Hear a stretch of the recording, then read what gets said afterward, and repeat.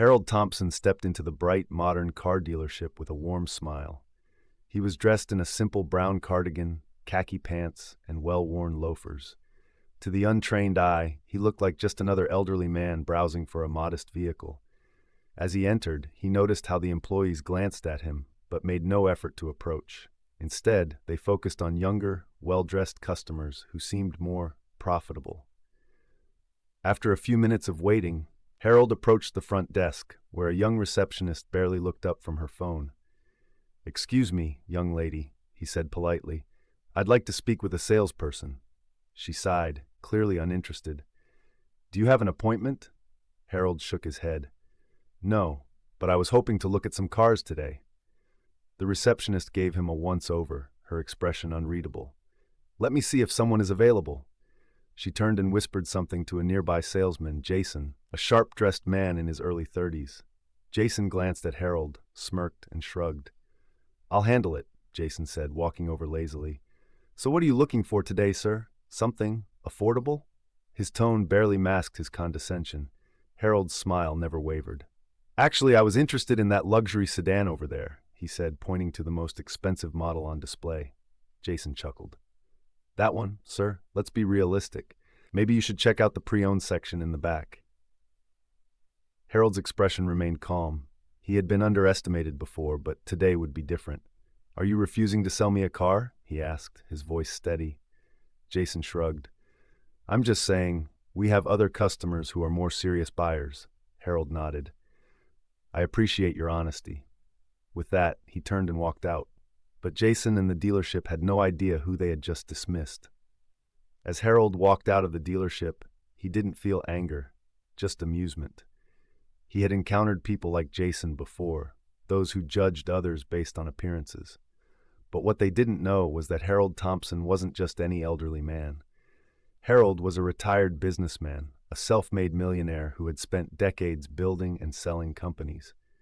His success wasn't just in money, it was in understanding people, reading their intentions, and knowing how to turn situations to his advantage. He climbed into his sleek, well-maintained car, a vehicle far more valuable than Jason had assumed he could afford. As he drove home, an idea formed in his mind. This wasn't just about buying a car anymore. It was about teaching a lesson. The next morning, Harold made a few calls. He had connections in high places, bankers, investors, and real estate moguls. A few favors were called in, a few numbers exchanged. By noon, he was sitting in a conference room with a team of lawyers and financial advisors. "Are you sure you want to do this, Mr. Thompson?" one of them asked. Harold chuckled. "That dealership needs a new direction. Let's make them an offer they can't refuse." Within hours, a deal was in motion. The current owner of the dealership was looking to retire and had been searching for a buyer. Harold had the funds and the experience. By the end of the day, papers were drawn up. In just a matter of time, Harold wouldn't just buy a car from that dealership. He would buy the entire company. And Jason? He had no idea that his arrogance had just cost him everything. Harold moved swiftly. His team of financial experts ensured that every detail of the acquisition was handled with precision. He didn't want to just buy the dealership. He wanted to own it outright with no interference from previous management. The current owner, Mr. Langley, was more than happy to sell. Business had been declining, and he had been looking for an exit strategy. When Harold's offer came through, it was a no-brainer. "I have to ask," Mr. Langley said as they sat in his office signing the final papers. "Why this dealership? There are bigger, more profitable ones in the city." Harold simply smiled. "Let's just say I had an interesting experience here yesterday, and I believe this place has untapped potential." By the end of the day, Harold officially became the new owner. The transfer of ownership was swift, and by the time the paperwork was filed, the employees were already buzzing about the unexpected change. Jason, still clueless about what was coming, went about his day as usual, brushing off customers he thought weren't worth his time and sweet-talking the ones he assumed had money. That night, Harold stood outside the dealership and admired the building. He had built empires before, but this time it was personal. Tomorrow, he wouldn't walk in as a customer. He would walk in as their boss. And Jason? His world was about to turn upside down. The next morning, the dealership was buzzing with activity. Employees went about their usual routines, completely unaware of the bombshell that was about to drop. Jason, as always, strutted around the showroom, evaluating customers based on their appearance, before deciding whether they were worth his time. At exactly 9 a.m., the dealership doors swung open and in walked Harold. But this time, he wasn't a customer. He was the new owner. Dressed sharply in a tailored suit, he carried himself with the authority of a man who had just bought the very place that once dismissed him. A meeting had been called in the main showroom, and the employees gathered, confused but curious. Mr. Langley stood at the front, ready to make an announcement. "Good morning, everyone," he began. "I want to thank you all for your hard work over the years. As of today, I will no longer be the owner of this dealership. It has been sold to someone who I believe will take it to new heights." Gasps filled the room. Jason's smirk faltered. He leaned toward a coworker. "Wait, what? Who bought it?" Mr. Carter stormed into the restaurant, his face red with fury. His expensive suit and polished shoes contrasted sharply with the shocked expressions of the staff. He pointed a finger directly at Mia. You think you can run my restaurant?" he spat. Mia squared her shoulders, refusing to be intimidated. "It's not your restaurant anymore, Mr. Carter. Mr. Grant is the new owner, and he appointed me as manager." Mr. Carter scoffed, shaking his head. "This is a joke. A waitress running Bella's Bistro? You'll ruin everything I built." Jessica and a few other employees watched with uncertainty. Some seemed almost amused, waiting to see what would happen. Mia kept her voice steady. "With all due respect, Mr. Carter, the restaurant was already falling apart under your management. Staff were overworked and underpaid, customers complained, and morale was at an all-time low. Mr. Grant wants to change that." Mr. Carter smirked. "You think you're some kind of hero? Listen, little girl, you don't have what it takes to manage a place like this." Mia clenched her fists but didn't waver. "Then why did Mr. Grant choose me?" The former owner's expression darkened. "Because he doesn't know what he's doing. But I do, and I guarantee you won't last a week in this position." He turned to the staff. "Anyone who follows her is making a mistake." Silence hung in the air. No one moved, no one spoke. Then, to everyone's surprise, Marco, the head chef, stepped forward. "I don't know about you, Carter, but I'm willing to give her a chance." Mia's eyes widened. Jessica looked torn. Mr. Carter's nostrils flared. "This isn't over," he hissed before storming out. Mia exhaled. The battle had just begun. The restaurant was silent after Mr. Carter stormed out. Mia's heart pounded, but she forced herself to stay composed. She turned to the staff, sensing their hesitation. "I know this is a big change," she began, her voice steady. "I won't pretend to have all the answers overnight, but I promise you this. I will treat everyone with respect, and we will make this restaurant better together." Marco, the head chef, nodded approvingly. "That's more than Carter ever did." Jessica, Mia's former coworker, crossed her arms. "So what now? You're just going to start running things like a pro?" Her tone was skeptical, but there was no malice. Mia took a deep breath. "I need your help. You all know this restaurant better than anyone. I want to hear what's really going on, what needs to change, what's working, and what isn't." The staff exchanged glances. Then, one by one, they started speaking up. "The schedule is a mess," said a server. "We get slammed with shifts, then barely get any the next week." "The kitchen needs better equipment," Marco added. "Half of our burners don't even work right." Jessica sighed. "And the tipping system? It's totally..."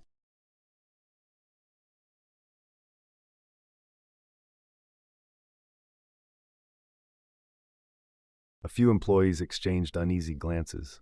Harold continued, "From now on, that changes. Effective immediately, I'm implementing a new customer service policy.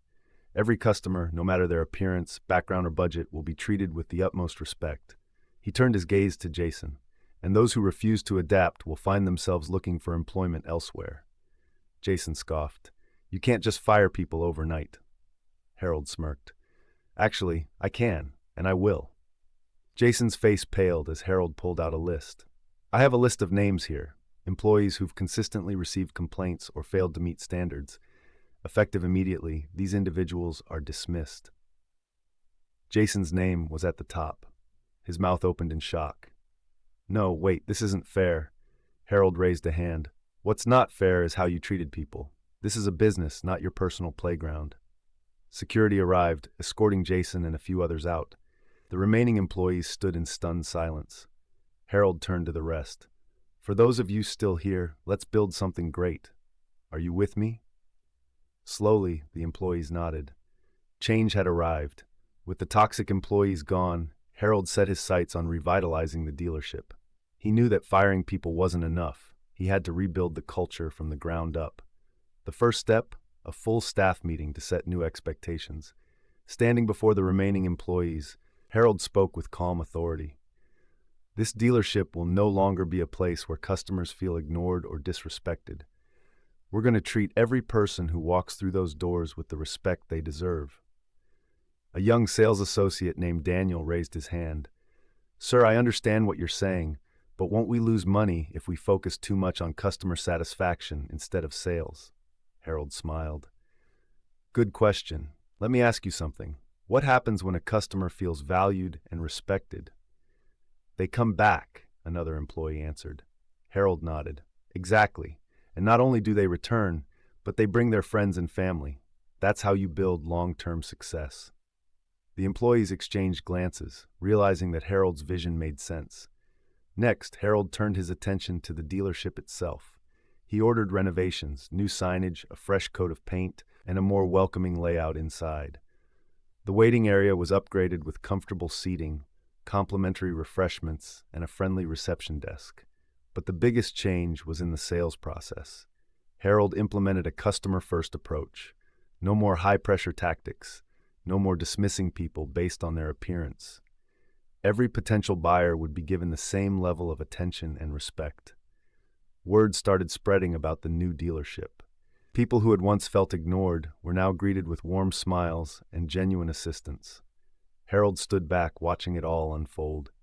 The dealership was transforming, and so was its reputation. As the days passed, the dealership's transformation became the talk of the town. Customers who had once been dismissed now shared their positive experiences on social media, and word-of-mouth recommendations spread like wildfire. One afternoon, an elderly woman named Mrs. Thompson walked into the dealership. She had heard about the changes and was curious to see if they were true. A young salesman named Alex greeted her with a warm smile. "Good afternoon, ma'am. How can I assist you today?" he asked politely. Mrs. Thompson raised an eyebrow. "You know, the last time I came here, I was completely ignored." Alex's smile didn't fade. "I'm truly sorry to hear that, ma'am, but I can promise you, things are different now. Would you like me to show you some of our best models?" Impressed by his politeness, Mrs. Thompson nodded. She was shown a selection of vehicles without any pressure to buy. By the end of her visit, she was so satisfied with the service that she not only bought a car but also shared her experience on Facebook. Her post went viral, drawing even more attention to the dealership's changes. Meanwhile, Harold made another bold move. He reached out to local community leaders, small business owners, and even schools, offering exclusive deals and sponsorships for local events. He knew that for the dealership to succeed, it had to be deeply connected to the community. One by one, the town's residents started viewing the dealership in a new light. It was no longer a place where customers felt overlooked. It was becoming a place where they felt valued. Harold watched it all with quiet satisfaction. The dealership wasn't just making sales, it was earning trust. While the dealership was undergoing a transformation, not everyone was happy with the changes. Many of the old employees, especially those who had been dismissive of customers like Harold, were struggling to adapt. One afternoon, Todd, one of the senior salesmen, complained to his coworker Mike. "This is ridiculous," Todd grumbled. "All these new policies, treating every customer like they're royalty? This isn't how we do things." Mike nodded. "I've been here for 10 years. We never had to go out of our way for every single person who walked through that door." Their frustration was shared by a handful of other employees who felt that Harold's approach was unnecessary. They believed that if someone really wanted a car, they'd buy it, regardless of how they were treated. But the numbers didn't lie. Sales had nearly doubled since Harold took over. Customers were no longer walking out angry or ignored. They were leaving with cars, positive experiences, and even referring friends. One day, Harold called a staff meeting. He addressed the concerns head-on. I understand that change is difficult, he began, looking around the room. But the way this dealership was operating before, it wasn't working. Not for the customers, and frankly, not for you either. If we want to succeed, we have to respect everyone who walks through that door. Some of the old staff nodded reluctantly, while others crossed their arms, still resistant to the shift. Harold sighed. I'm not forcing anyone to stay, but if you're here, I expect you to be part of the new vision. If not, you're free to leave. A tense silence filled the room. One by one, some employees stood up and walked out, choosing to quit rather than adapt. Harold watched them go, unfazed. He knew that for the dealership to truly succeed, it needed a team that believed in the change. With several of the old employees gone, Harold wasted no time in rebuilding the dealership's staff. He wanted a team that aligned with his vision, one that valued respect, honesty, and customer service above all else. Harold personally interviewed each new hire, making sure they understood the core values he was bringing to the dealership. Among the new recruits were experienced professionals who had been overlooked in other places simply because they treated every customer the same, regardless of how they looked or what they wore. One of them was Lisa, a sharp and energetic saleswoman who had worked at another dealership but had left due to toxic workplace culture. I just want to work somewhere that treats people right, she told Harold during her interview. You're in the right place, Harold replied with a warm smile. Another hire was Jamal, a former mechanic who had a deep knowledge of cars but had never been given a chance in sales. Harold saw potential in him. You know these cars inside and out. That's an advantage most salespeople don't have. Customers will trust you. With the new team in place, the atmosphere at the dealership changed drastically. The air of arrogance and dismissiveness that once plagued the showroom was gone. Now, customers were greeted with warm smiles, genuine help, and an eagerness to serve. One afternoon, a woman named Mrs. Thompson walked in. She was elderly, dressed in simple clothes, and had an uncertain look on her face. Before she even had to ask for assistance, Lisa approached her. Welcome to our dealership. How can I help you today? Mrs. Thompson smiled, clearly relieved. I just need some advice on a new car. I don't know much about them. We're here to help, Lisa assured her. Harold watched from his office, nodding in satisfaction. The change was working.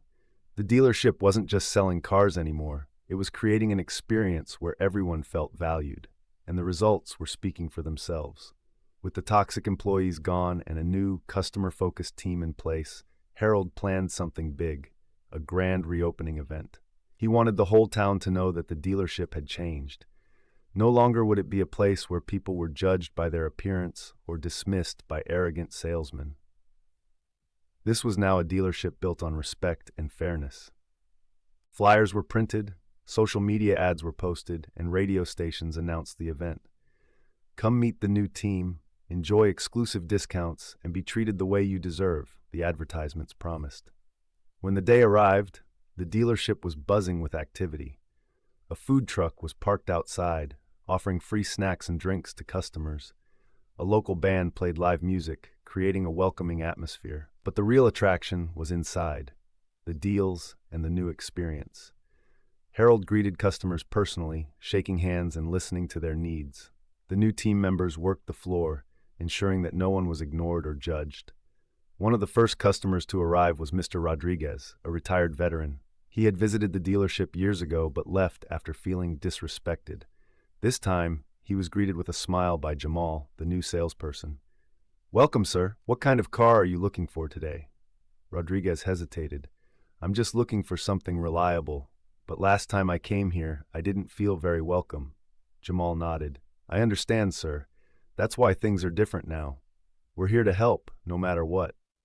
Rodriguez smiled for the first time in a while. By the end of the day, the dealership had made record sales. More importantly, it had won back the trust of the community. Harold looked around, taking it all in. He had transformed this place, not just with money, but with a vision. And this was only the beginning. As the dealership flourished under its new management, word quickly spread throughout the city. Former customers who had been mistreated in the past returned, eager to see the changes firsthand. Sales skyrocketed, and the once toxic atmosphere of the showroom was replaced with warmth, respect, and professionalism. But Harold wasn't done yet. There was still one last thing he needed to do. He instructed his assistant to send out special invitations, not to new customers, but to the former employees who had been fired. The same arrogant salesman who had ignored and mocked him when he first entered the dealership. At first, they thought it was a joke. Why would Harold invite them back? Some refused to come, too embarrassed to face him. But a few, curious or regretful, decided to show up. When they arrived, they were stunned. The dealership they had once controlled was now completely transformed. The walls had been repainted, the layout was refreshed, and the energy was positive, a stark contrast to the toxic environment they had created. Harold stood at the center of the showroom, waiting for them. He greeted them with a calm, collected smile. "I invited you here because I wanted you to see something," he said, gesturing around. This is what happens when a business is run with respect and integrity. This is what success looks like when customers are treated like human beings, not walking wallets. The former employees shifted uncomfortably. Some looked down, avoiding his gaze. They knew exactly what he was referring to. "You all had the same opportunity I gave my new team," Harold continued. "But you chose arrogance over humility, greed over service, and look where it got you." The message was clear. They had lost everything because of their own actions. Without another word, Harold turned and walked away, leaving them standing in the middle of his dealership, now a thriving success. Harold's dealership had become more than just a business. It was a symbol of fairness, second chances, and respect. Customers felt valued, employees were motivated, and the community embraced the transformation. But for Harold, this was never just about revenge. It was about teaching a lesson, not just to the former employees, but to everyone watching. One day, a young man approached him at the dealership. "Mr. Harold, I heard what happened here. It's inspiring. I want to learn from you." Harold smiled. "It's simple. Treat people right, whether they're rich or poor, young or old. Everyone deserves respect." He had gone from being ignored in this very showroom to owning the entire company. But his greatest victory wasn't buying the dealership. It was changing its culture. Years later, Harold's story became legendary. His dealership thrived not because of flashy marketing or aggressive sales tactics, but because of the values he instilled. And as for the employees who once mocked him, some found other jobs, others struggled, a few even returned, hoping for a second chance. Harold, always a fair man, gave some of them an opportunity, but only if they had truly changed. "Pride can break a person," he once said, "but humility, that can build an empire." The dealership continued to grow, and Harold's story spread far beyond the city. He proved that respect and kindness weren't weaknesses. They were the greatest strengths in business. And with that, the elderly man they once ignored became the most respected businessman in town. Did this story surprise you? What would you have done in the elderly man's place? Let us know in the comments. Don't forget to like, share, and subscribe for more eye-opening stories like this one. Turn on notifications so you never miss an update.